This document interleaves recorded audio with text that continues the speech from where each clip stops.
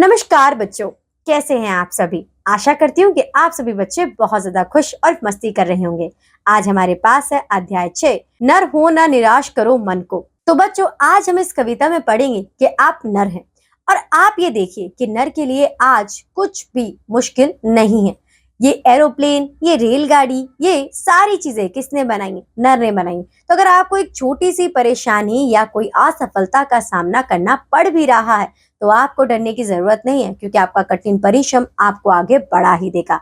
तो चलिए पढ़ते हैं इस कविता को हमारे एक्सपर्ट के साथ और जानते हैं और भी डिटेल में। हेलो बच्चों, कैसे हैं आप सब।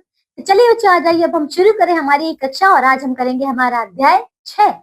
देखिए, तो इसका नाम है नर हो ना निराश करो मन को। तो देखिए बच्चों, यहाँ पे ये एक बहुत ही अच्छी कविता है। आइए हम सभी मिलकर इसको एक लाइन में गाते हैं। चलिए देखिए, तो बच्चों इस कविता को शुरू करने से पहले इसका कविता का सार देख लेते हैं, यानी कि पोयम समरी। देखिए क्या है इसमें।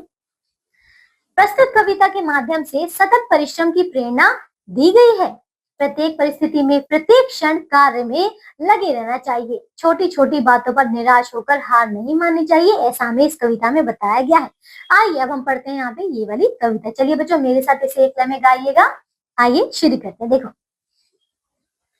नर हो ना निराश करो मन को, कुछ काम करो, कुछ काम करो, जग में रहकर निज नाम करो। तो देखिए यहाँ पे ये बता रहे हैं बच्चों, नर हो ना निराश करो मन को, यानी कि नर हो, ठीक है, कहते हैं कि तुम मनुष्य हो, ठीक है, तुम नर हो, अपने मन को निराश मत करो, ठीक है। कुछ काम करो, कुछ काम करो, यानी कि तुम बस अपने काम में लगे रहो, परिश्रम करते रहो, मेहनत करते रहो, है ना। जग में रहकर, जग यानी कि दुनिया, संसार, इस दुनिया में रहकर निज नाम करो, यानी कि निज यानी कि बच्चों स्वयं अपना नाम करो, है ना, अपना बड़ा नाम करो, ये कह रहे हैं, है ना। अब देखिए इसके बाद फिर क्या बताते हैं बच्चों, ये देखिए, यह जन्म हुआ किस अर्थ आहो, समझो जिसमें यह व्यर्थ न हो, कुछ तो उपयुक्त करो तन को, नर हो ना निराश करो मन को। तो देखिए अब ये बताते हैं यहाँ पे कि यह जन्म हुआ किस अर्थ आहो। तो देखिए अब वो ये कह रहे हैं कि तुम्हारी जो जन्म हुआ है, तुम्हें जो मनुष्य का जन्म लिया है, कि आखिर तुम्हें क्यों, है ना, कोई तो वजह होगी कि तुम्हें ये जन्म दिया गया।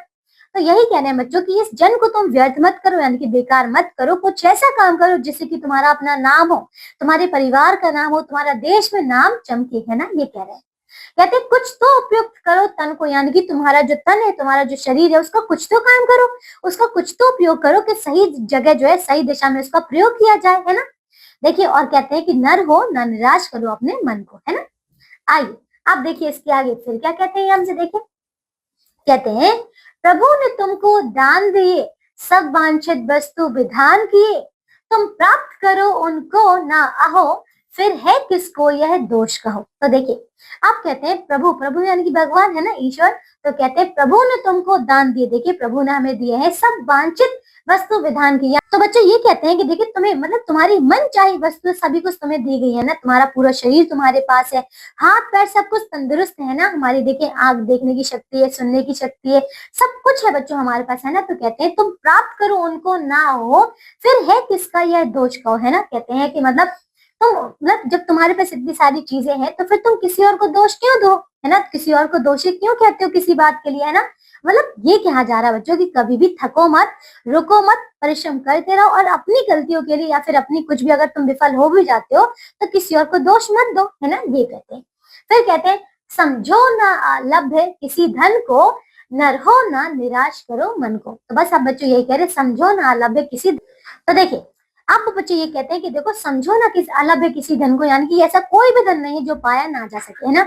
अगर तुम कठिन परिश्रम करो तो मेहनत करो तो कोई भी धन तुम अर्जित कर सकते हो, है ना। इसीलिए कहा है कि कभी भी निराश होकर मत बैठो, परिश्रम करते रहो लगातार, है ना, तभी जाकर तुम एक ना एक दिन सफल हो ही जाओगे, है ना, ये कहा जा रहा है बच्चों। तो देखिए यहाँ पे ये देख रहे हैं किस प्रकार से, देखिए ये विद्यालय जा रहा है, ये बच्चा पढ़ रहा है ना, मतलब, और ये देखिए पढ़ रहा है। तो बच्चों यहाँ पे कुछ ना कुछ तो मेहनत कर ही रहे, इसीलिए हमें यहाँ पे इस कविता में शिक्षा यही मिलती है कि लगातार मेहनत करने से हम सफल होंगे, है ना, हमें निराश नहीं होना है।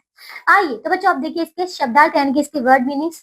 जग इसका अर्थ है संसार, वर्ल्ड व्यर्थ यानी कि बेकार, वेस्ट, उपयुक्त इसका अर्थ है उचित, ठीक है, एप्रोप्रिएट, तन यानी कि शरीर, बॉडी, प्रभु भगवान, गॉड, वांछित यानी कि मन चाहा, डिजायर्ड, दोष यानी कि गलती, मिस्टेक, अलभ्य यानी कि जिसे पाया ना जा सके, ठीक है, इनएसेसिबल। तो बच्चों समझ आ, देखिए अब इसके आगे आपको दिए गए हैं अभ्यास कार्य, तो आप सभी बच्चों को इन प्रश्नों को अच्छी तरीके से पूर्ण करना है।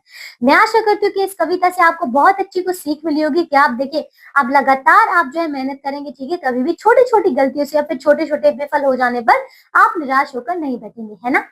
तो आज के लिए सिर्फ और सिर्फ इतना ही। अब हम मिलेंगे एक नई कक्षा में और करेंगे एक नया अध्याय। तब तक के लिए आप सब अपना ध्यान रखिए और स्वस्थ रहिए। बाय बच्चों। तो देखा बच्चों आपने किस तरीके से आपको यहाँ पर मोटिवेट किया जा रहा है कि आप ही सब कुछ कर सकते हैं। तो हमेशा इस बात का ध्यान रखिए और निराश मत होइए। आज के लिए बस इतना ही। अब मैं आपसे मिलूंगी आपकी अगली कक्षा में एक नए अध्याय के साथ। तब तक के लिए आप अपना बहुत ध्यान रखिएगा।